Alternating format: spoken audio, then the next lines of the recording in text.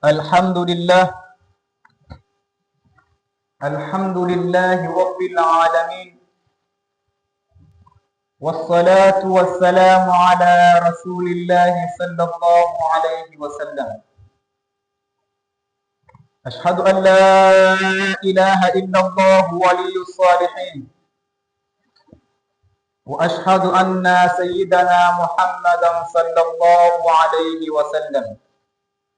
أما بعد، فيا إخوة الأعزاء، أوصيكم ونفسي بتقوى الله، فاعلموا أن الفوز لمن اتقى.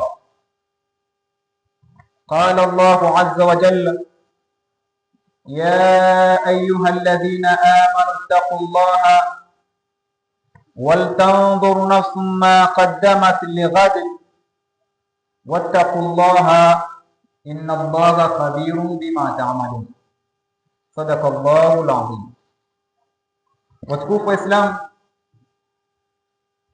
baada ya kumhimidi Allah subhanahu wa ta'ala na kumtakia rehma mtukufu na kipenzi cha umma huu, si mwingine naye ni Mtume Muhammad sallallahu alayhi wasallam, na kuhusieni sambamba na kutoisahau nafsi yangu katika suala zima la kumcha Allah subhanahu wa ta'ala.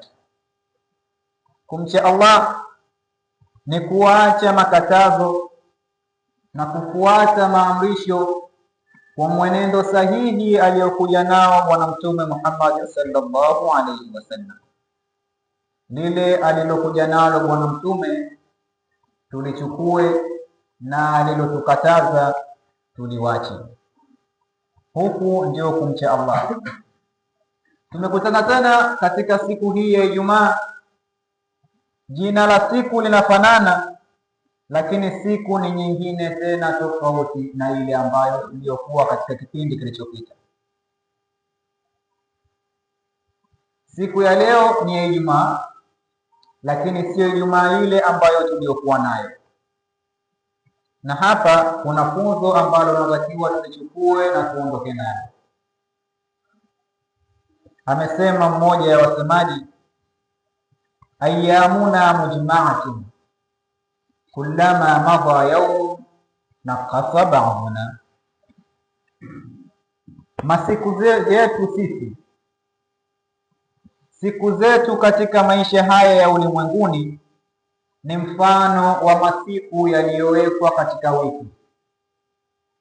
Kila pale ambapo inapoondoka siku katika wiki, basi jua na wiki nayo imepungua. Ndivyo yalivyo maisha yetu. Kadri siku zinapopita na kwenda mbele, ndipo umri na nyakati za sisi kubaki katika ulimwengu huu zinapopungua. Ndio akasema ayyamuna mujma'atun kullama madha yawm naqasa ba'duna, au naqasa ba'duka. Unaweza ukasema hivi kwamba kila ambapo inapopita siku, basi tambua kuna kitu katika maisha yako kimepungua. Sasa tujichunguze, toka Ijumaa iliyopita mpaka Ijumaa hii ya leo, kuna kipi ambacho tumekitenda kwa ajili ya akhira yetu? Hasibu kabla an tuhasabu. Jipigie tathmini wewe mwenyewe kabla huja kufanyiwa tathmini na Allah subhanahu wa ta'ala. Ni kipi ambacho umekitayarisha na umeshakitanguliza tokea wiki iliyopita mpaka wiki hii? Ayyamuna mujma'atun kullama madha yawm naqasa ba'duna. Kwa hiyo hili tuishi nalo. Ama hotuba yetu ya leo itakwenda sambamba na anwani isemayo innamal mar'u hadithun ma ba'dahu fakun hadithan hasana liman wa. Hakika ya mwanadamu ni simulizi, ni hadithi, ni historia baada ya kuondoka katika maisha haya ya ulimwengu. Basi jitahidi kuwa hadithi nzuri au simulizi nzuri kwa wale ambao utakaowaacha katika huu ulimwengu. Hiyo ndio anwani yetu ya siku ya leo, kwamba ishi utakavyoishi, tambua utakapoondoka katika huu ulimwengu utakuwa ni historia.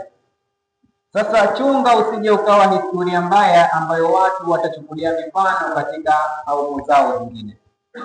Chunga usiwe mfano mbaya ambao watu watauchukua na kukutumia wewe kufanya daraja la wao kuweza kuepuka kile ambacho wewe umefanya. Lakini pendelea kuacha athari nzuri katika ulimwengu ili watu wakutumie wewe kufanya kuwa ndio ngazi nzuri ya kuweza kufika kule ambapo wewe umefika. Innamal mar'u hadithun ma ba'dahu fakun hadithan hasana liman wa. Kwa siku ya leo tutaizungumzia katika maisha yetu sisi na jamii. Huko ndipo ambapo tutakapokwenda kuogelea. Ni jinsi gani wewe unaishi na jamii yako? Ni kwa namna gani wewe unashirikiana na wenzako? Khaliqin nasa bikhuluqin hasan, shikamanana na watu, ambatana na watu kwa tabia zilizokuwa nzuri. Hili ndo lengo. Sasa leo ndo tutaheshimu. Unaishi kwa tabia hizo zilizokuwa nzuri, au wewe ndo utakuwa ile hadithan kabiha baada mautika, utakuwa ndio historia mbovu baada ya kuondoka kwako? Jitazame na ujiulize, je, wewe unakimbiliwa au unakimbiwa pale unapoonekana?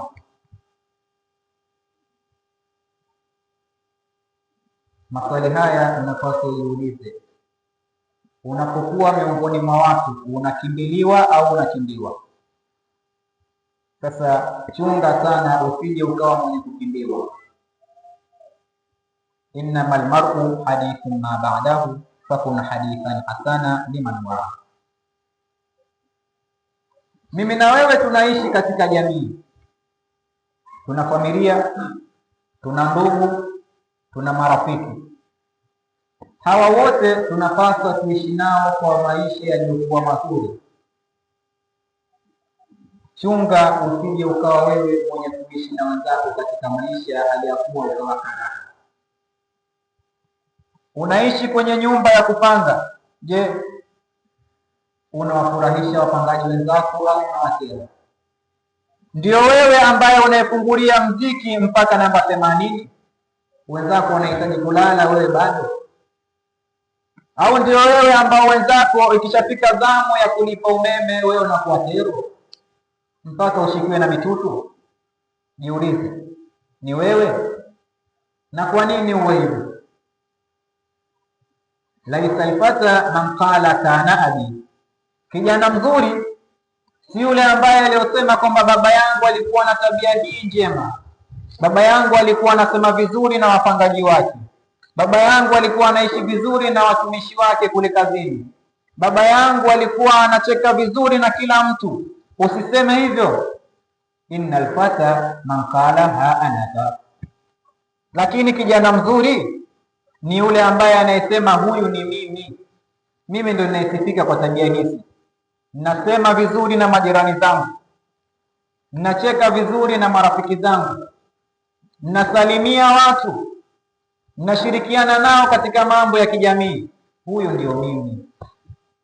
Lakini usiseme kwamba baba yangu alikuwa hapitwi na jambo, ukimpelekea taarifa ya msiba kafika, harusi kafika, ukimwambia jambo la kheri tukafika. Baba yangu alikuwa hata siku moja, hata kama anaumwa hawezi kukuambia kwamba anaumwa, mpaka wewe mwenyewe ujue kwamba kwa hali hii baba sasa anaumwa. Sasa laisa alfata man qala kana abi, kijana sio yule ambaye aliyosema kwamba baba yangu alikuwa yuko hivi na hivi na hivi na hivi.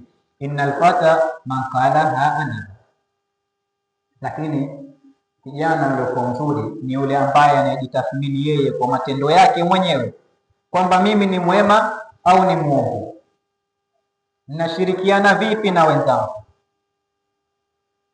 kazini huko, ninaishi vipi na watumishi wenzangu, niko darasani mnaishi vipi na wanafunzi? Je, wanafunzi mimi wananitaja kwa sifa nzuri ya kupendwa, au wamenipanga jina ambalo silijui kwa ukorofi wangu? Unabidi ujitathmini.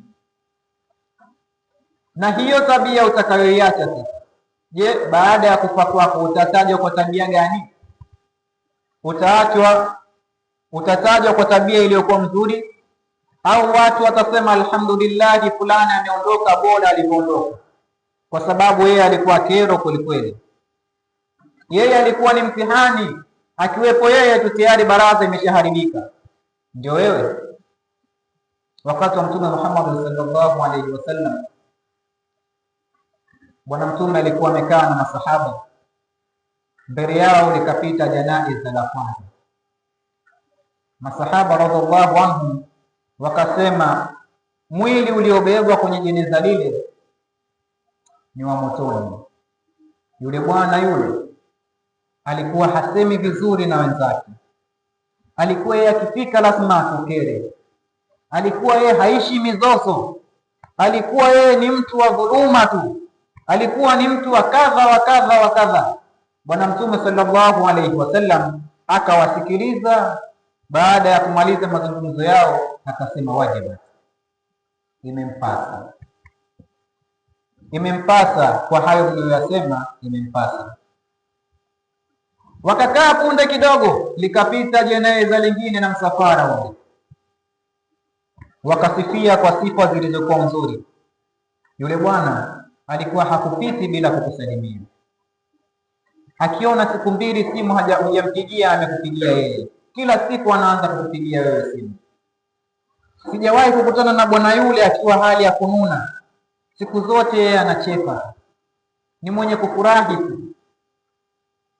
Wallahi, bwana yule ni mtu wa peponi kabisa, yule ni mtu mwema kabisa. Rasulullah sallallahu alaihi wasallam naye akajibu tena kwa mara nyingine, akasema wajibat, kwamba imempasa. Masahaba radhiallahu anhum wakauliza, Rasulullah, lilipopita janaiza la kwanza ulisema wajibat, na limepita janaiza la pili ukasema wajibat, ni kuna siri gani? Kwa nini umeweza kusema majanaiza yote ambayo yana sifa mbili tofauti zote ukasema wajibat? Akasema Allah subhanahu wa ta'ala, huku duniani mashahidi zake ni nyinyi, na nyinyi ndo ndugu zake, nyinyi ndo mlioishi na huyu ndugu yenu, ndo mnayejua tabia zake. Sasa kwa kule kuhukumu kwenu kwamba ndugu yenu alikuwa ni muovu, basi imempasa yeye kwa Allah subhanahu wa ta'ala kuwa ni mwenye kuingia motoni. Na yule ambaye mlimsifia kwa tabia zilizokuwa mzuri, pia imempasa, Allah amepitisha hukumu kwa kauli zenu ndugu zake kwamba huyu ni mtu wa peponi. Ndo kisa hiki ikaja ikateremka ile hadithi kwamba inasema Rasulullah sallallahu alaihi wasallam alikusema kwamba udhkuru mahasina mautakum wa kufu an masawikum, kwamba yatajeni mema ya maiti zenu na yaficheni maovu yao. Sasa wewe tukutaje kwa jema, tunalitafuta kwa tochi, tutalionea wapi? Ilhali wewe hujashirikiana na sisi katika hali zilizokuwa nzuri. Watu watalitafuta jina lako katika msiba wako, watalikosa. Lazima watataja kile ambacho wanachokiona mbele ya uso wao, na hiko ndio kile ambacho Allah subhanahu wa ta'ala kwenye Qur'ani alivyosema, innani sari'un hisabi, mimi ni mwingi mharaka mno wa kuhesabu. Hesabu zenyewe ndio hizi. Maana yake unapohukumu, Allah hana kazi nyingine, tayari ushamhukumia ndugu yako wa motoni, lakini hukumhukumia ndugu yako kwa motoni kwa matendo yake. Usemezani vizuri na ndugu yako, mmekatana udugu, kisa nini? Nyumba. Nini? Yeye bosi tajiri, mimi maskini amenitenga. Hapana, hajakutenga, lakini wewe umekuwa mtamani kwa mwanadamu na unasahau Allah. Yeye Allah amemruzuku, na yeye mbilie Allah kuruzuku. Usimkasirikie kwa utajiri wake, na wewe ukajiona mnyonge kwa umaskini wako.